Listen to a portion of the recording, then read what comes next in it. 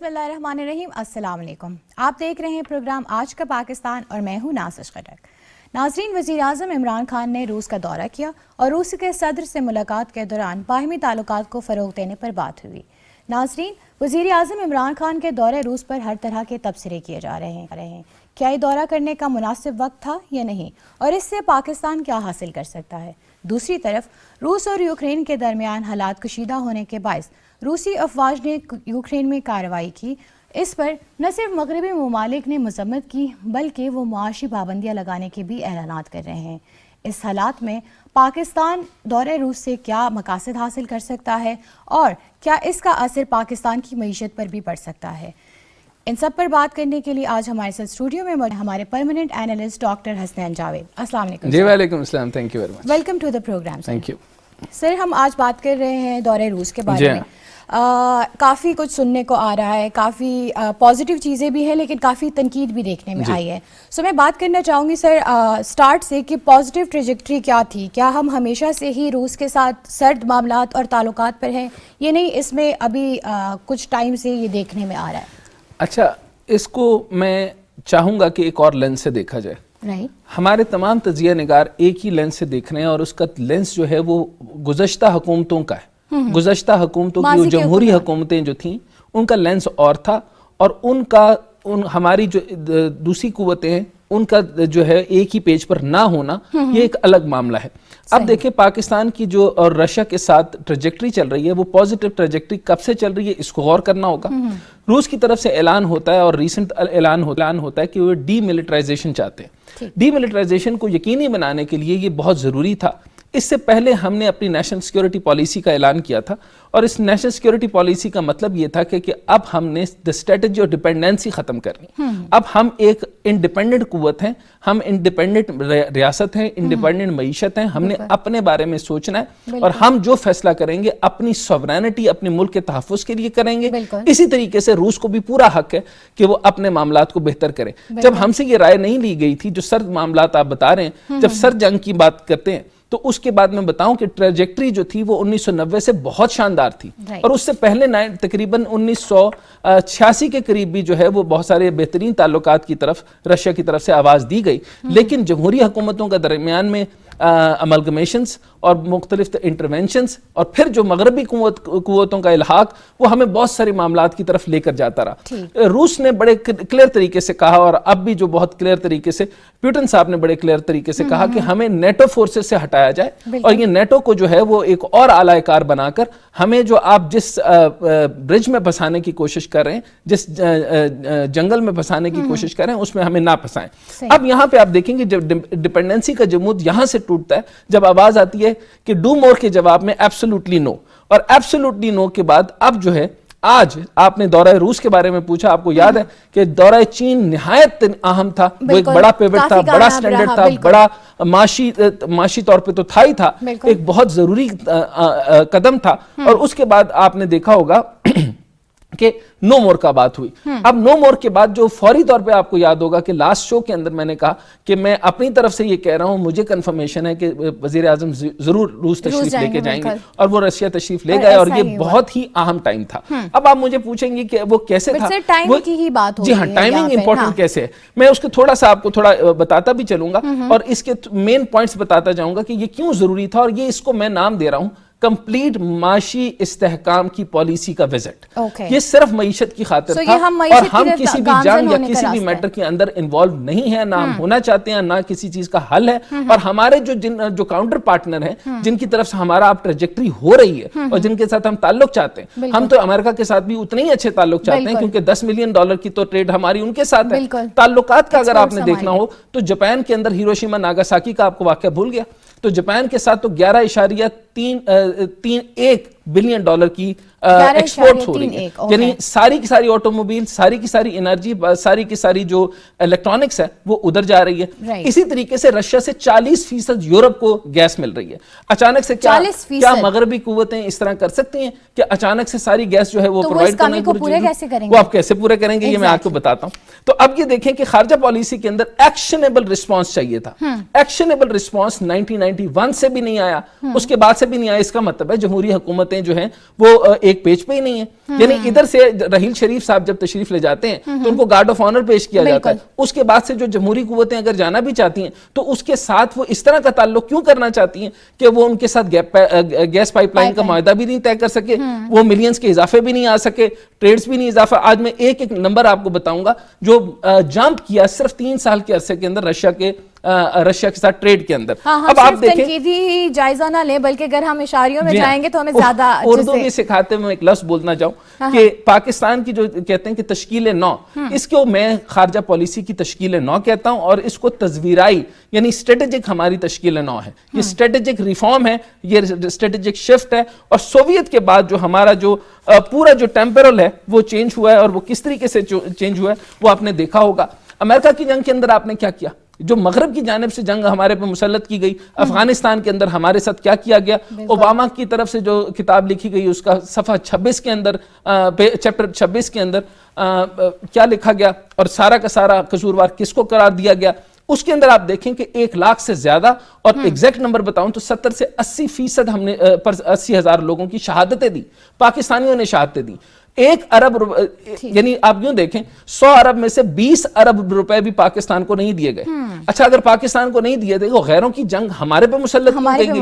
اچھا اب ہم اس لائن پر آ جاتے ہیں کہ جو دورہ ہوا اس کی حقیقت کیوں نہیں بتائی جا رہی. تمام چینلز کی طرف سے دیکھ رہا ہوں, تمام میڈیا کی طرف سے دیکھ رہا ہوں, اور غلط قسم کی جو ہے وہ جو دل کرتا ہے وہ من گھڑت طریقے سے تجزیہ پیش کر دیتے ہیں. یہ پیش کیوں نہیں کیا جا رہا کہ سب سے پہلے 24 تاریخ کو جو ہے وہ وزیر جو ہمارے فورن منسٹر ہیں شاہ محمود قریشی صاحب, ان کی 2 طرفہ تعلقات کا جائزہ لیا گیا وہاں کے فورن منسٹر لیوروف کے ساتھ. وہاں پہ جب بات ہوئی تو پرائم منسٹر کی پھر ان کے ساتھ ملاقات ہوئی کارمل میں, پھر پوٹن صاحب کے ساتھ جو وزیر اعظم کی ملاقات ہوئی وہ ایک لمبی ملاقات تھی, اور اس کے اندر جو سبجیکٹ تھا وہ سب سے پہلا سبجیکٹ تھا افغانستان کا امن. آپ پوچھیں گے کہ افغانستان کا امن کیوں ضروری ہے. پاکستان کا جو امن اس لیے ضروری ہے کہ پاکستان کے ساتھ جو سب سے بڑی بات رشیا کی چل رہی ہے وہ گیس پائپ لائن کی ہے, جو نارتھ سے ساؤتھ تک آنی ہے, جس کو ہم جو بڑے عرصے سے لوگوں کو پتا ہے کہ یہ گیس پائپ لائن کی بات ہو رہی تھی لیکن کسی منطق تک نہیں پہنچی. اچھا اب دوسرا سبجیکٹ یہ تھا کہ ساؤتھ ایسٹ ایشیا کی اگر سیکیورٹی, اسٹیبلٹی, اور تیسرا اہم ڈسکشن تھی کشمیر. کشمیر کے اوپر 370 لگا کے 35A کے تحت, آرٹیکل 35A کے تحت سارے حقوق کو آئسولیٹ کر دیا گیا, کشمیر کو ہم سے الگ کر دیا گیا, سارے کے سارے آئسولیشن کے اندر لے کر گئے. تو یو این نے تو یہ مسئلہ حل نہیں کیا, مغربی قوتوں نے تو یہ مسئلہ حل نہیں کیا, یورپ نے تو مسئلہ حل نہیں کیا, اسلاموفوبیا کا مسئلہ تو حل نہیں کیا. ہمارے نبی کریم آقا علیہ الصلوۃ والسلام کے اوپر جو توہین امیز معاملات چلتے رہے, اس کا جو پوٹن صاحب کی طرف سے تردید آئی, اور پوٹن صاحب نے منع کیا کہ کس طرح کا معاملہ نہیں ہوگا. یہ وہی رشیا جس کے بارے میں آپ کہتے تھے کہ یہ ان خیالات کا نہیں ہے, وہاں پہ تو بڑی بڑی مساجد ہیں. آپ نے دیکھا ہوگا کہ وزیر اعظم صاحب کی وہاں کی گرینڈ مفتی سے ملاقات ہونا, وہاں پہ ہمارے جو ہیں جو مونومنٹل جو مزارات ہیں ان کا وہاں پہ خوبصورت ہونا اور اس کو پریزرو کرنا. اور اب جو ہے حالات آپ یہ دیکھیں کہ 25 ملین مسلمان. اب کیونکہ میں یہاں سے بڑھنے شروع ہو گیا ہوں کہ اب پہلا سبجیکٹ یہ تھا کہ افغانستان میں امن اس لیے آئے گا کیونکہ یوکرین تک جو ہے وہ ہمارے آ رہی ہے, جو آپ کا ازبکستان ہے, ازبکستان تک جب آپ کی پائپ لائن آ رہی ہے, ازبکستان سے پاکستان کس طرح آئے گی, افغانستان کے راستے سے آئے گی. تو افغانستان کے اندر امن نہیں آئے گا تو ٹریڈ نہیں آئے گا. تو آپ مجھے یہ بتائیے کہ آپ یہ کہہ رہے ہیں کہ جو ہے وہ ہم وہاں تک نہ پہنچے. میں صرف آپ کے سامنے 2-3 چیزیں پیش کرنا چاہوں گا. میں 1947 پہ نہیں جانے لگا, میں 1950 پہ نہیں جانے لگا.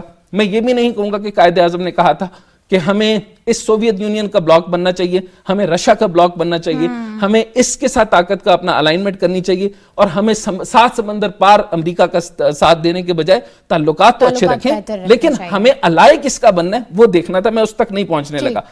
میں صرف یہاں تک پہنچنے لگا ہوں کہ جب آپ یہ دیکھیں کہ 1999 کے اندر آپ دیکھیں تو ڈیکلیریشن ہوئے تھے, لاہور ڈیکلیریشن اس کو کہتے ہیں, اور پھر اس کے بعد جو ہے وہ انہوں نے کوآپریشن فار اکنامک ڈیولپمنٹ پہ بات کی, اور پھر پیس پراسپیرٹی ریجن کے اوپر بات کی, اور پھر یہاں پر اگر آپ دیکھیں تو یہ سارے معاملات 2001 کے اٹیک کے بعد بھی انہوں نے, رشیا نے اس سب چیزوں کے اوپر پاکستان کو کہا کہ آپ ان کو جو ہے وہ سرکل نہ کریں. آپ یہ دیکھیں کہ رشیا نے یہ رول ادا کیا کہ 2001 کے اندر جب آپ پاور بن جاتے ہیں تو اس کے بعد انہوں نے کہا کہ گوادر پورٹ کے اندر جو گرم پانیوں تک اس کی رسائی ہے ایران اور ترکمانستان تک یہ پہنچائی جائے. اچھا اب اگر میں دوبارہ واپس آتا ہوں تو اس میں اگر آپ دیکھیں کہ جو پہلی آپ کو میں نے بات بتائی یہاں پر جو ہمارے 2015 میں یہ جنرل رحیل شریف صاحب ہیں. کٹ کروں گی, ہمیں اس وقت جوائن کیا ہے ڈاکٹر عابد قیوم سلیری صاحب نے. سر بات ہو رہی ہے آج دورہ روس کے بارے میں, کافی کچھ ہم نے پڑھا اور سنا, لکھنے میں آیا. میں آپ سے جاننا چاہتی ہوں کہ سر اگر معیشت کے حوالے سے بات کی جائے تو پاکستان اور روس کے درمیان معاشی تعاون کو لے کر ہم کیا دیکھتے ہیں اور کتنا پوٹینشیل موجود ہے؟ انرجی سیکٹر جو ہے وہاں پہ پاکستان کے پاس کافی پوٹینشیل موجود ہے پاکستان اور رشیا کلیبریشن کا. اسی طرح سے کموڈیٹی سیکٹرز میں دیکھیں تو ویٹ اور ایگریکلچر میں جو کوپریشن ہے وہاں پر پوٹینشیل موجود ہے. لیکن ابھی چند دن ہمیں دیکھنا ہوگا کہ چیزیں کیسے انفولڈ کرتی ہیں اور یو ایس اے اور یورپ کس طرح کی سینکشن لگاتے ہیں رشیا پہ, کیونکہ ان سینکشن کے حساب سے دیکھنا ہوگا کہ پاکستان کس حد تک رشیا کے ساتھ اکنامکلی انگیج ہو سکتا ہے. لیکن یہ تو شارٹ ٹرم سچویشن ہے. In the medium to long term of course Pakistan کا اور رشیا کی جو کولیبریشن ہے, چونکہ بیس لائن بالکل نیچے ہے, بہت کم پہلے آپس کی ان کی بائیلیٹرل ٹریڈ ہے, تو یہاں پہ ٹیک آف کرنے کے چانسز بہت زیادہ ہیں کہ پاکستان اور رشیا باہمی طور پہ تجارت بھی کر سکے, پاکستان رشیا سے انرجی بھی امپورٹ کر سکے, اور پاکستان کو جب ضرورت پڑے تو وہ رشیا سے گندم بھی منگوا سکے یا دوسری ایگریکلچر کموڈیٹی منگوا سکے. اچھا سر, سوال کی اجازت ہے ڈاکٹر حسنین ہیر؟ جی سر. اچھا سر, جیسے آپ نے بات کی, ہم نے یہاں پہ دیکھا کہ اس پورے جو دورے کا لب لباب اگر کر لیں یا اگر ہم کوئی کرکس نکالنا چاہیں تو یہ سارے کی ساری میٹنگز جو تھی وہ پازیٹیو ٹریجیکٹری کی تھی, اور وہ جو سرد موری تھی وہ ختم تو کب کی ہو گئی تھی, لیکن ابھی تک کسی بھی پریمیئر نے ڈیسیژن نہیں دیا تھا. تو ہم نے دیکھا کہ یہ جو ایشوز تھے اس میں افغان, ساؤتھ ایسٹ ایشیا کا امن, انرجی کارپوریشن اور north south gas pipeline کی جیسے بات ہوئی. اور میں ساتھ بھی یہ رپورٹ بھی آپ کے سامنے اگر اجازت دیں تو میں پڑھ دوں کہ 2025 تک جو 2 گنا ہونا ہے, تقریباً 2019 میں 3.51 جو بی ایس ایف ڈی ہوئی, اس کے اندر جو گھریلو سپلائی لائن کو 3.51 اور ایل این جی جو ہے وہ تقریباً 2028 تک 1.67 کے قریب ملے گی. سر یہ سارا کا سارا ایل این جی ہمیں بہت ساری ڈیمانڈ چاہیے, اور جو یورپ کو ہے وہ ساری کی ساری گیس کی سپلائی لائن تو رشیا سے ہو رہی ہے, 40% یورپ کو یہاں سے مل رہی ہے. تو اس تناظر میں آپ کیا دیکھتے ہیں کہ پورے خطے کو جو ہے وہ اچھے سے بیہیو نہیں کرنا چاہیے, یہ نہیں سمجھنا چاہیے کہ رشیا کے تعلقات جو ہیں وہ جس کے ساتھ جتنے بھی ہیں وہ ان کی اپنی سالمیت کے لیے, پاکستان کے لیے جو ہے وہ energy portfolio, investment, business trade اور بائیلیٹرل ٹریڈ اور ملٹی ڈائمینشنل ٹریڈ بہت بہتر ہوں گی؟ جی میں آپ کی بات سے متفق ہوں, اور ظاہر ہے کہ اگر یہ سرد مہری برقرار رہتی ہے رشیا اور یورپ میں تو رشیا کو آلٹرنیٹو باہر چاہیے ہوں گے اپنی گیس کو بیچنے کے لیے, اور وہاں پہ پاکستان جو ہے, پاکستان ایک میجر کنٹینڈر کے طور پہ سامنے آئے گا. اسی طریقے سے جو اگر سینکشنز کچھ اس طرح کی آتی ہیں جس میں کہ ڈالر میں ٹریڈ جو ہے وہ کرنا مشکل ہو جائے رشیا کے لیے, تو رشیا اور چائنا کی جو ٹریڈ ہے, باہمی ٹریڈ, وہ آلریڈی تقریباً 74% ٹریڈ ان کی نان ڈالر کرنسی میں ہو رہی ہے. تو رشیا کے ساتھ چائنا کی ٹریڈ اور پھر پاکستان چائنا کے ذریعے رشیا کے ساتھ ٹریڈ یا کوئی اور جو سلسلہ ہے وہ سینکشن کے باوجود بن سکتا ہے. دیکھنا صرف یہ ہے کہ یہ جو کانفلکٹ ہے یہ کس طریقے سے انفولڈ ہوتا ہے, اس میں کس طرح کی سینکشنز جو ہیں وہ آتی ہیں. اچھا سر, یہ آپ نے لفظ استعمال کیا سینکشنز کی قبولیت ہماری ضروری ہے اگر میں ٹریڈ کا اگر پوٹینشیل دیکھوں؟ سینکشن کی قبولیت اس لیے بن جاتی ہے, دیکھیے ہم قبول نہ بھی کر رہے ہوں, اگر آپ کا سوئفٹ سسٹم جو ہے اس پہ رابطہ ختم کر دیا جائے کسی ملک کا, جیسے کہ افغانستان کا ہے, تو آپ انٹرنیشنل ٹرانزیکشن نہیں کر سکتے نا. دیکھیے رشیا کے ساتھ, افغانستان کے ساتھ ہم بارٹر ٹریڈ کر سکتے ہیں, رشیا کے ساتھ ہم بارٹر ٹریڈ نہیں کر پائیں گے. اچھا سر, پرابلم یہ ہے کہ ہمیں انرجی کرائسس ہے اس وقت, ہمیں انرجی کارپوریشن چاہیے. آپ نے یہ دیکھا ہوگا کہ ریسنٹ ٹائم کے اندر یہ جو ابھی ملاقاتیں ہوئی ہیں اس کے اندر جو لیوروف صاحب کے ساتھ ملاقات ہوئی, اور پھر اس کے بعد الیگزینڈر نوواک کے ساتھ جو ملاقات ہوئی, جو کو چیئر ہیں منسٹری آف انرجی کے ساتھ, اس کے اندر 3 چیزوں کے اوپر سر غور کیا گیا: بائلیٹرل ٹریڈ، انویسٹمنٹ اور انرجی کارپوریشن. اب انرجی کارپوریشن کے اندر سر G2G جو ہے وہ 40% تو ساری گیس ادھر ہے، تو ہمیں اس ٹائم پر اپنی انرجی، اپنی صنعت و حرفت اور اس کے اندر زراعت کے اندر ساری ٹریڈ بڑھانی ہے. اور اس کے ساتھ بھی یہ بتائیے کہ 1.4 بلین کا جو ٹریڈ ہے ایگریکلچر میں جو ایکسپورٹ کی گئی 2020 کے اندر، وہ ساری امریکہ کی طرف، پاکستان سے امریکہ کی طرف جائے گا. تو یہ نقصان صرف پاکستان کا تو نہیں ہونے والا، یہ تو پورا یورپ اور پورا مغربی ممالک کو سوچنا پڑے گا کہ یہ کسی بھی طرح کی غلط ڈیسیژن لینے سے پہلے. بالکل جی بالکل، ڈیفینیٹلی جس طریقے کی انفلیشن کا سامنا کرنا پڑے گا اب انرجی انفلیشن کا اسپیشلی یورپ کو، وہ یہی متقاضی ہے اس بات کا کہ کوئی بھی سخت ڈیسیژن لینے سے پہلے وہ اس کو ڈبل تھنکنگ دیں، ریوائز کریں اپنے ڈیسیژن کو. پاکستان جو ہے وہ انرجی حاصل کر سکتا ہے چائنا سے، سستی انرجی حاصل کر سکتا ہے، لیکن میں دوبارہ دہراتا ہوں کہ اگر یہ سمجھا جائے کہ فوری طور پہ یہ انرجی جو ہے یہ پاکستان کو مل جائے گی تو یہ شاید ابھی ایسا نہیں ہوگا. ابھی تو ہمیں اگلے کو 2-3 مہینے یا کم از کم 4 مہینے تھوڑی سی مہنگی انرجی کے لیے تیار رہنا پڑے گا.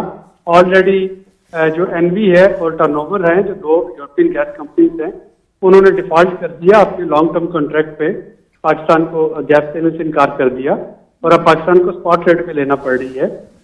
چونکہ اس کمپیکٹ کے نتیجے میں شارٹیج ہونے کا خطرہ ہے، تو ہم دیکھ رہے ہیں کہ کروڈ آئل کی قیمتیں جو ہیں وہ کتنی تیزی سے اوپر جا رہی ہیں. تو پاکستان میں جو ڈومیسٹک پرائسز ہے پیٹرول اور ڈیزل کی، وہ مہنگا ہونے کا خطرہ ہے. لیکن یہ اگین ایک شارٹ ٹرم سچویشن ہے. آئی ہوپ کہ یہ سچویشن زیادہ پرولونگ نہیں کرے گی. یہ ڈپلومیٹک مینس سے یہ مسئلہ حل ہو جائے، اور جب یہ مسئلہ حل ہوتا ہے تو پھر پاکستان کے لیے چانسز اوپن ہے کہ وہ رشیا سے انرجی جو ہے وہ امپورٹ کر سکے، بھلے وہ آپ کے تھرو سی آئے، تھرو ویسل، یا وہ پائپ لائن کے ذریعے آئے تھرو سینٹرل ایشین اسٹیٹس. وہ بات کی بات ہے. تو پوٹینشیل موجود ہے، لیکن فوری طور پہ ہمیں انرجی انفلیشن کے لیے باقی پوری دنیا کی طرح تیار رہنا پڑے گا. نہیں، وہ تو بات آپ کی درست ہے کہ دیکھیں اسٹاک مارکیٹ کے اندر تقریباً 1302 کے قریب جو ہے وہ پوائنٹ جو ہے وہ ہم نے لوز کیے ہیں. اسٹاک مارکیٹ کے اندر بڑا گہرا اثر پڑا ہے، گولڈ پرائس کے اوپر بھی پڑا ہے، 3% کے قریب سر گولڈ میں پڑا ہے. اس کے علاوہ جو آئل پرائس کا آپ نے بتایا کہ 105، یعنی پہلی دفعہ تاریخی طور کے اوپر $105 کے اوپر یہ چلی گئی. گلوبل بینچ مارک جو بینٹ کروڈ آئل ہے 11% آپ کی گندم مہنگی ہوئی ہے پچھلے 5 عالمی منڈی. لیکن سر پوائنٹ یہ ہے کہ میں یہاں پہ ہم ذرا اسٹریٹجک ڈسکشن کی طرف چلے جاتے ہیں اور یہ بات کرتے ہیں. ایک تو انرجی پورٹ فولیو انویسٹمنٹ، اور ہمیں ریجنل جو ہے وہ پیوٹ کی تبدیلی کی طرف آنا چاہیے تھا. ہم کسی کی جنگ نہیں لیں گے، یہ بات درست ہے. آپ نے دیکھا ہوگا جیسے میں نے ہیروشیما ناگاساکی کی بات کی، $11.31 بلین کی جو ہے ٹریڈ جاپان ایکسپورٹ ہوتی ہے جاپان سے.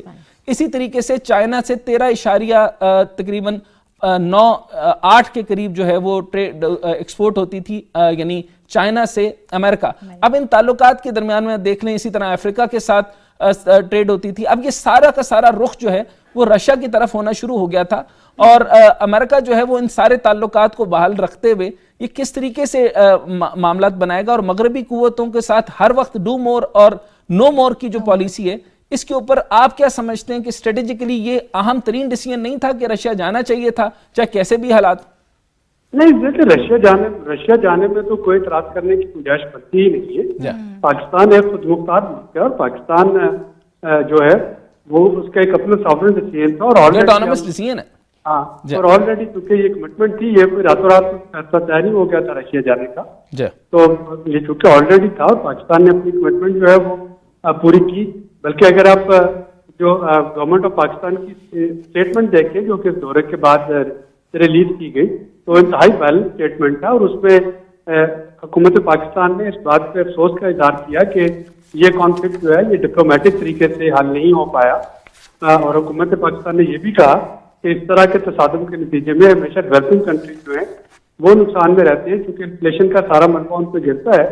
تو کسی ہوسٹ کنٹری میں جا کے وہاں پہ جا کے اس طرح کی اسٹیٹمنٹ دینا یہ پاکستان کے لیے، لیکن اس کے باوجود سر اگر دیکھیں تو جس طریقے سے ہمارے یہ IMF کے پروگرام کے اندر جو ہمارے تعطل رہے، اس کے بعد ہمیں 1 بلین کھولا گیا، 6 بلین کی ڈیل ہو گئی تھی، اس کے بعد ہمیں FATF میں دھکیلا گیا, اس کے بعد ہمیں باقی معاملات کے اندر دھکیلا گیا, معاشی طور کے اوپر ہمیں کوئی خود مختاری نہیں جا رہی, 174 کے اوپر ہمارا ڈالر جا رہا ہے, مختلف معاملات کے اندر تبدیلی ہو رہی ہے. تو جب اپوزیشن بات یہ کرتی ہے تو یہ آپ نے دیکھا ہوگا 1991 سے یہ معاملات ڈیسیژن میں تھے, اور رشیا چاہتا تھا کہ یہ جو بائیلیٹرل ٹریڈز ہیں, انویسٹمنٹ ہے, پورٹ فولیو ہے, انرجی پورٹ فولیو ہے, 40% پورے یورپ لے رہا تھا, ہمارے تک گیس نہیں آ رہی تھی. افغانستان درمیان میں ہے سر, یوکرین اس میں کیا نام ہے, ازبکستان تک تو پائپ لائن آ رہی ہے, اس سے آگے ہمارے پاس صرف پائپ لائن آئے گی افغانستان کے تھرو. آپ نے بالکل صحیح کہا کہ لانگ ٹرم ہے, لیکن G2G معاملات طے کرنے کے لیے یہ ڈیسائسو بات تو ہے. اب آپ یہ دیکھیں سر, یہ بڑا پازیٹیو ڈیولپمنٹ ہے. 22 سال کے بعد کسی وزیر اعظم نے یا ہیڈ آف گورنمنٹ نے دورہ کیا ہے اور اس کو اپریشیٹ کیا جانا چاہیے. میرا بھی خیال کہ اس پہ تنقید کرنے کی کوئی وجہ بنتی ہے. تو آپ کیا سمجھتے ہیں سر, کنسسٹنٹ اگر رہیں تو یہ G2G معاملات ہمارے جو ہیں, اور پھر جو پروسیجرل معاملات رشیا کے ساتھ ہیں, اسی طرح چائنا کے ساتھ پروسیجرل معاملات کو بہترین کیا, اور جو روابط ہیں ان کو بہتر کیا گیا, شراکت داریوں کو بہتر کیا گیا, انویسٹمنٹ گروپس کو ادھر سے ادھر اور ادھر سے ادھر بھیجا گیا, یعنی G2G بھی کیا گیا, B2B بھی کیا گیا, B2C بھی کیا گیا. پھر establishment of terminal, energy terminal Gwadar, CPEC کا سر, سی پیک کا حصہ بنایا جائے گا اور بنایا جانا چاہیے رشیا کو انرجی پورٹ فولیو کے اندر. اس کے بعد آپ کیا دیکھتے ہیں سر, کتنے عرصے تک ہمیں معاشی طور کے اوپر تھوڑا سیٹ بیک آئے گا؟ دیکھیں, معاشی طور پہ سیٹ بیک جو ہے وہ اس وقت بہت سے ایکسٹرنل جو فیکٹرز ہیں ان پہ ڈیپینڈ کر رہا ہے. پاکستان میں حکومت, موجودہ حکومت کو میں کہہ سکتا ہوں کہ صرف 1 سال ملا پہلا نارمل کام کرنے کا, اس کے بعد 2 سال کووڈ کے آگے جو کہ ابھی تک جاری ہے, اور اس کے ساتھ ایک نیا کرائسس آ گیا جو کہ پوری دنیا کی جو مارکیٹس ہیں اور کموڈٹی پرائسز ہے اس کو اس نے اتھل پتھل کر دیا ہے. تو ظاہر ہے کہ جو باقی دنیا کے ساتھ ہو رہا ہے وہ ہمارے ساتھ بھی ہو رہا ہوگا. انفلیشن بھی کا سامنا بھی کرنا پڑے گا, گروتھ میں بھی تھوڑی سی کمی شاید دیکھنے میں آئے, لیکن in the medium to long term آپ کو یہ صرف ایک ہی بلاک کا حصہ نظر نہیں آنا چاہیے. ہمیں یورپ اور امریکہ کے ساتھ بھی اپنے تعلقات درست رکھنے ہیں, اور ہمیں چائنا کے ساتھ بھی اپنے جو درینہ اور تاریخی روابط ہیں ان کو قائم رکھنا ہے, اور ہمیں رشیا اور رشیا سے بیونڈ جہاں پہ بھی ہمارے جو. اچھا سر, جیسے آپ نے یہ تعلقات کی بات کی, تو ایک تو سب سے امپورٹنٹ بات ہے کہ ہم نے پولیٹکس سے, پولیٹیکل شفٹ سے, جیو پولیٹیکل شفٹ سے ہم نے جو ہے وہ اکنامک شفٹ لے لی ہے. اب یہ تو امپورٹنٹ بات ہے, ہم کسی بھی جنگ کا حصہ نہیں بنیں گے اور کسی بھی جنگ کا ہم حصہ دار تھے بھی نہیں. اب پوائنٹ یہ ہے کہ اگر اور جتنے رہے تو اس کے اندر آپ نے دیکھ لیا کہ 70 سے 80 ہزار ہمارے شہداء گئے, ہمیں نقصان ہوا, 100 ارب کی بات ہوئی, 20 ارب بھی نہیں آئے, اور ہمیں مزید نقصانات ہوئے مغربی طاقتوں کے. نیٹو کی انوالومنٹ کا کیا معاملہ رہا. اگر میں سر اس کو اکنامک زاویے سے دیکھوں تو یونائٹڈ اسٹیٹ کے زیادہ ہماری ایکسپورٹس ہیں, یعنی 6.808 بلین کے قریب 2021 تک. چائنا کی بلکہ کم رہی پچھلے سال 2021 میں, 3.03 تک رہے. یونائٹڈ کنگڈم میں 2.1, نیدرلینڈ میں 1.4, یونائٹڈ عرب میں تقریباً 1.1, اٹلی میں اسی طریقے سے, فرانس میں, بیلجیم میں, قطر میں ہمارا 405 ملین کے قریب, باقی چیزیں ملینز میں آ جاتی ہیں.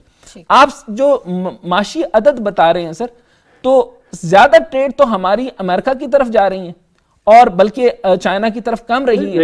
اس کے بعد وہ کیا ڈیسائسو, کیا ڈیسیژن, اور جو بائیڈن صاحب جو باتیں کر رہے ہیں, خراب تو نہیں کر رہے نا جی, وہ جو ہمارے اکنامک ریلیشنز ہیں وہ اپنی جگہ موجود رہیں گے. وہ امریکہ دوبارہ دہراتا ہوں, it's not a case of either or. تو آپ کو یہ نہیں کہا جا رہا کہ آپ چن لیں کہ جی آپ امریکہ کے ساتھ کھڑے ہیں یا روس کے ساتھ کھڑے ہیں. ہم نے بہت کلیئر بتایا ہے کہ ہماری ایک جو ہے غیر جانبدار خارجہ پالیسی ہے. غیر جانبدار خارجہ پالیسی میں ہم تمام ممالک کے ساتھ ایکولی گڈ ریلیشن رکھنا چاہیں گے, رکھنا چاہ رہے تھے اور آگے بھی رکھتے رہیں گے. سر بنیادی معاملہ, آخری سوال آپ سے کرتے ہیں, انٹرنیشنل ریلیشن کے آپ ایکسپرٹ ہیں, تو فرمائیے گا کہ ایک تو گیس پائپ لائن کا معاملہ آ گیا, 40% رشیا سے جاتی ہے. معیشت سب سے بڑی سبجیکٹ ہے. رشیا کا اپنے حقوق کی طرف جانا اور ان ممالک کے اندر جہاں پہ ان کے لیے تھوڑی سی سرویلنس ہو رہی تھی, تھوڑی سی ریزسٹنس ہو رہی تھی, کہیں ایجیٹیشن آ رہی تھی, جس طرح ہمارے ساتھ افغانستان کے میٹر پہ ہوا تھا, جو ہمیں بہت پہلے روک دینا چاہیے تھا کہ اگر کوئی ایسی قوتیں آ رہی ہیں. آپ بین الاقوامی معاملات کے اندر کیسے طے کرتے ہیں یہ اس شفٹ کو ہارڈ لائننگ کی طرف لے جانا چاہیے, کس طرح لے جانا چاہیے؟ امریکہ کے ساتھ تو ہم تعلقات اچھے ہی رکھنا چاہتے ہیں, آپ کیا دیکھتے ہیں کہ امریکہ کس طرح کے ڈائریکشنز لے گا؟ دیکھیے امریکہ جو ہے وہ کیلکولیٹڈ ڈیسیژن کر رہا ہے. امریکہ کو معلوم ہے کہ اگر ڈائریکٹ وار میں امریکہ انگیج ہوتا ہے, پہلے تو اس نے دیکھ لیا افغانستان میں الجھ کے وہاں سے اس کو قیمت کا سامنا کرنا پڑا. باقی دنیا میں جہاں جہاں بھی امریکہ ڈائریکٹ انوالو ہوا وہاں پہ اس کو کوئی خاص کامیابی نہیں, خواہ وہ عراق ہے یا لیبیا ہے یا وہ 70s والی ویتنام کی جنگ تھی. تو امریکہ جو ہے وہ ڈائریکٹ تو وہاں سے آ نہیں سکتا. یورپین جو اس وقت پاکستان جو روس کے اور یوکرین کے نیبرز ہیں وہ چھوٹی چھوٹی ریاستیں ہیں, ملک ہیں, ان کو بالکل پرائی آگ میں کودنے کا شوق نہیں ہوگا. وہ زیادہ سے زیادہ یہی کر سکتے ہیں سینکشنز لگا دیں, یہ کر سکتے ہیں کہ اپنے بارڈرز میں وہ کھول دیں یوکرینین ریفیوجیز کے لیے, لیکن کوئی بھی اس وقت یوکرین میں لڑنے کے لیے نہیں آئے گا ان کے ساتھ. تو سینکشن نامی سر لفظوں کو استعمال کیا بھی جائے اور اس طریقے سے پاکستانی قوم اور ساؤتھ ایسٹ ایشیا کے اندر اور ان کی اور خاص طور پہ ایشیا کی خود مختاری اور جتنی ہم ایکسپورٹس اور امپورٹ کرتے ہیں اس سارے معاملات کے اندر چائنا نے بھی لوز کر دیا, 65% اپنی ایکسپورٹ لوز کر دی, لیکن ان کی کسی طرح کی کوئی بات نہیں مانی. اب ڈو مور تو کئی طرح سے نہیں چلے گا. پھر یہ جو ڈائریکشن ہیں یہ ڈائریکشن شفٹ تو ساؤتھ ایسٹ ایشیا کی طرف منتقل ہوتی نظر آتی. دیکھیے پاکستان نے صرف یہ پیغام دیا ہے کہ پاکستان اپنی ایک آنریبل اور جو اور ایکویلٹی کی بیسس پہ بائی لیٹرل ریلیشن چاہتا ہے. تو اگر کوئی ملک یہ سمجھتا ہے کہ وہ اپنا ڈیپینڈنٹ بنا کے پاکستان کو ساتھ فارن پالیسی چلا سکتا ہے تو پاکستان اس کے لیے تیار نہیں ہے. پاکستان نے پہلے بھی ایبسولوٹلی ناٹ کا نعرہ لگایا تھا. پاکستان جو ہے وہ بتا رہا ہے کہ اس کے پاس آپشنز اوپن ہیں, لیکن پاکستان یہ بھی ساتھ ساتھ دوہرا رہا ہے کہ پاکستان کسی کیمپ کا حصہ نہیں. اچھا, کیونکہ سر میرا سبجیکٹ عام طور پہ تو صرف میں معیشت پہ بات کرتا ہوں, لیکن میں تھوڑا جذباتی طور پہ زیادہ خوش ہوں. ایک بات تو یہ کہ اسلاموفوبیا کے اوپر بات کی گئی اور رشیا نے ساتھ دیا. اس طریقے سے جب سینکشنز کی بات ہوئی رشیا نے ہمارا ساتھ دیا, ہمارے ہر لحاظ سے ہمارا ساتھ دیتے رہے. گرینڈ مفتی کے ساتھ وہاں ملاقات ہونا اور وہاں کے اندر 25 ملین مسلمانوں کا ہونا اور پاک پہ پائیدار امن کا قائم ہونا, اس ساؤتھ ایسٹ ایشین بلاک کے بارے میں پوٹن صاحب کا کہنا کہ ہمیں ہر طرح کی جنگ سے دور رہنا چاہیے. یہ ایک نئے خطے کے اندر جو آپس میں معاشی تعلقات اور پلس آپ نے دیکھا کہ کبھی فرانس, کبھی جرمنی اور کبھی اس طرح کے ممالک کی طرف سے جو یورپ کی طرف سے جو اسلاموفوبیا کا ایک سسٹم چل رہا ہے, اس کے اوپر آپ کس طرح دیکھتے ہیں اور یہ کس طرح کا ایک کریک ڈاؤن نظر آتا ہے سر؟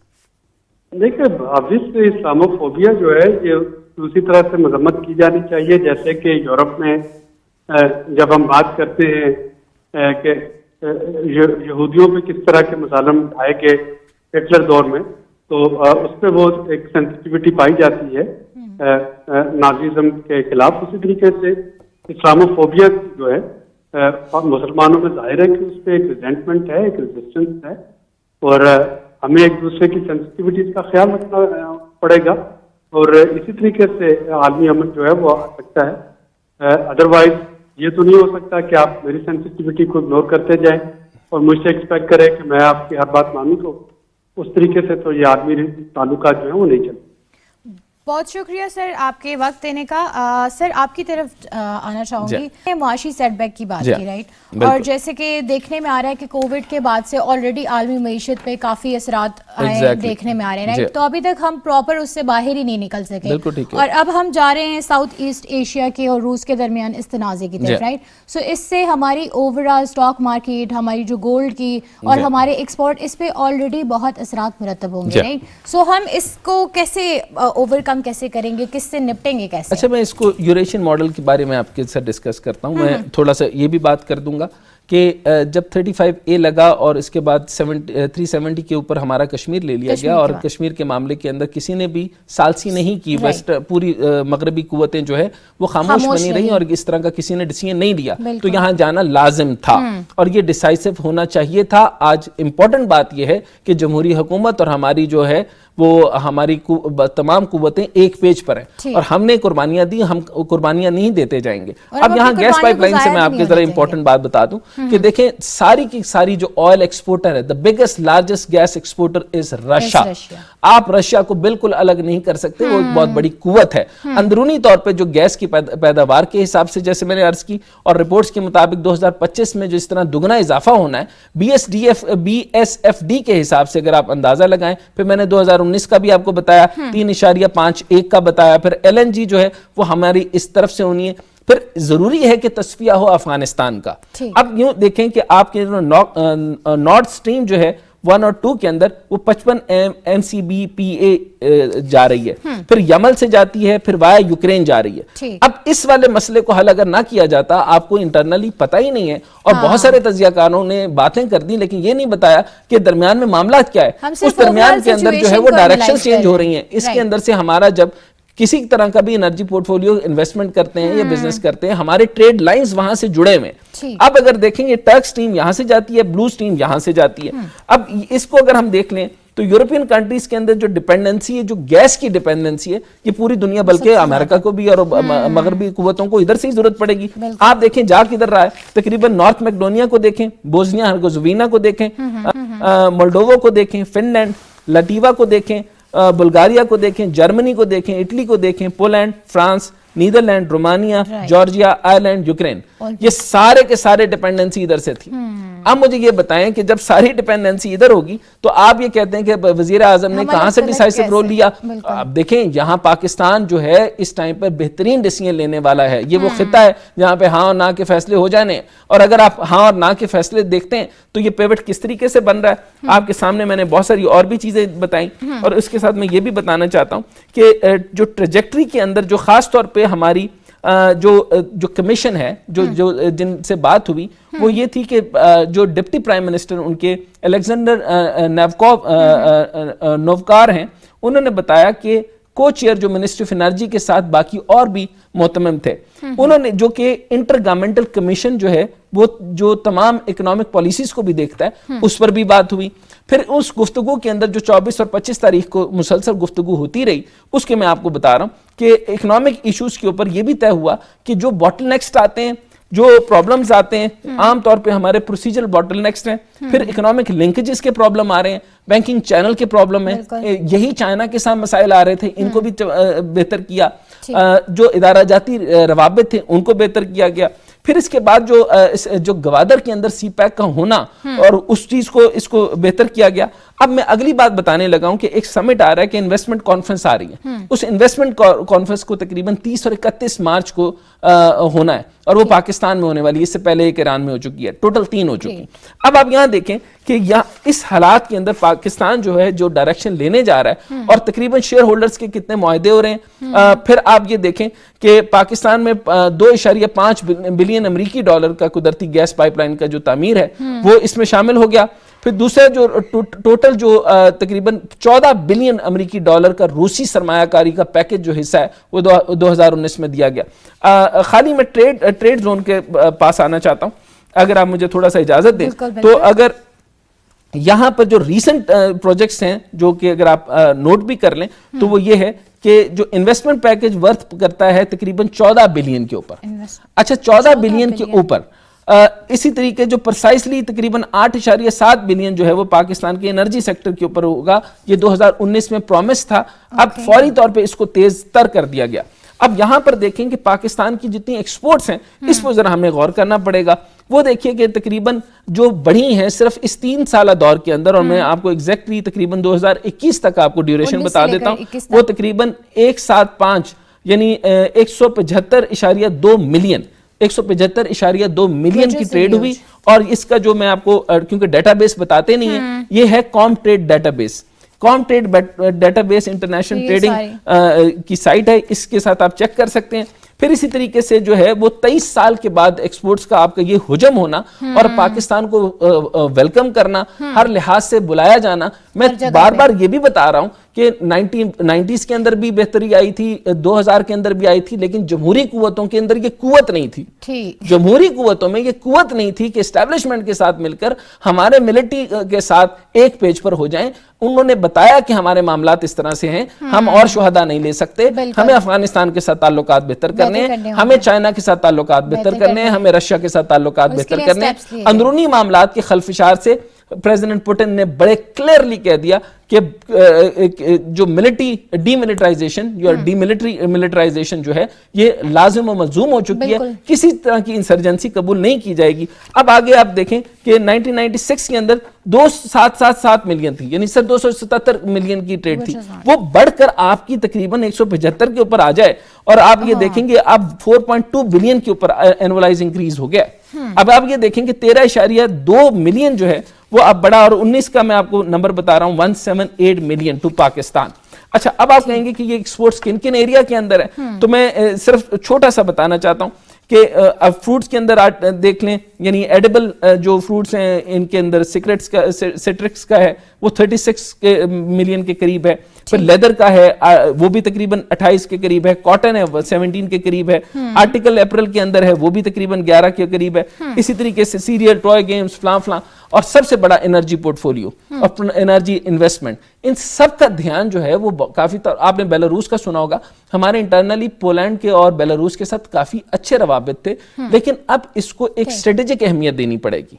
अब जब स्ट्रेटेजिक अहमियत देंगे तब आप हम किस तरीके से जाएंगे, वो आपने देखा होगा मुख्तलिफ इंडस्ट्री को एक्सप्लोर करना होगा, हमें फुटवेयर को एक्सप्लोर करना होगा, हमें स्टोन और प्लास्टर को करना पड़ेगा, हमें मैन मेड फिल्मेंट की तरफ करना पड़ेगा, शुगर और ऑयल पे करना पड़ेगा, हमें क्रूड ऑयल की जो चीजें आ रही हैं। अब आपने एक अहम सवाल किया था, वो मैं उसका जरूर जवाब देना चाहूंगा, सप्रेशन कहां आएगी, ये आपने बड़ा इंपॉर्टेंट सवाल किया।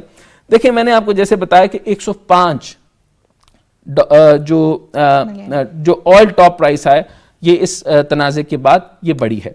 ग्लोबल बेंचमार्क के अंदर जो क्रूड ऑयल है वो 2.24 और 2.3% के करीब जो है वो सेटल होने का है, और वो तकरीबन 99.8 बैरल जो है वो टच करेगा और 105 के करीब हाई हो सकता है।